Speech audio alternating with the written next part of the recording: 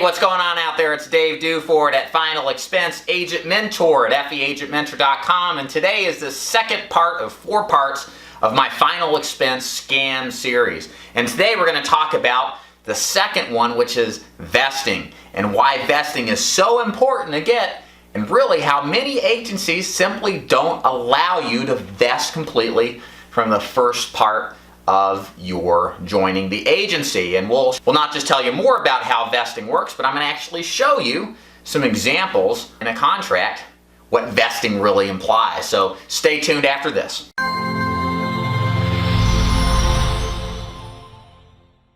So what's up, guys? Dave Duford here again at Final Expense Agent Mentor. So what exactly is vesting, and why is it in my scam series? So let me give you a basic definition of vesting to start, and then I'm going to show you an actual example of what happens when you don't have vesting and the implications it can have with a personal story that I learned from one of my agents. So vesting.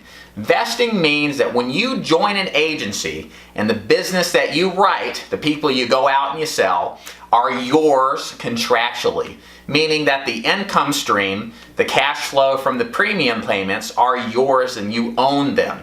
In many situations, many agencies set their whole program up so that your commissions aren't vested. And so that the time you put into this particular agency, if something happens contractually, you lose all of that commission and it becomes the ownership of the person above you, otherwise known as your upline. So why is this a problem? Very simple. What happens if you put in 2 years or just shy of 2 years and you find out the agency you work with is not what you want to deal with, or even worse, and very highly likely, you are terminated? Doesn't matter the reason why you're terminated, for a good reason or not. In many of these contracts, they say that if you get terminated for any reason, they own and take over that book of business.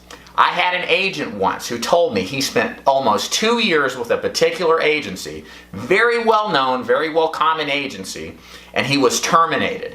And had he been terminated 2 to 3 days earlier than that, he would have lost out of $30,000 to $40,000 in future commission. He did not do anything wrong. He was a top producer for the company, but there's a lot of bureaucracy and a lot of, well, contempt against the guy who produces well, and the people above them were just plain greedy. But you've got to be concerned about this stuff, because at the end of the day, if you sign a contract and you are not vested, you are owned by the people above you, and you better pray that they're not a bunch of scammers, or that the company that you're working with is really in your best interest. But I'll tell you, they probably aren't.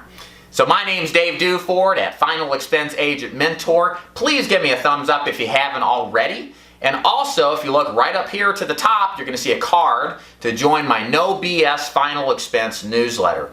In my Final Expense newsletter, I offer all sorts of free stuff. For example, scripts, audio recordings of real sales calls I've done personally as a producer, as well as appointment setting scripts, all for you to just join, to get for free. So please join this newsletter if you haven't already, and I want to thank you so much for listening again. My name's Dave Duford at Final Expense Agent Mentor.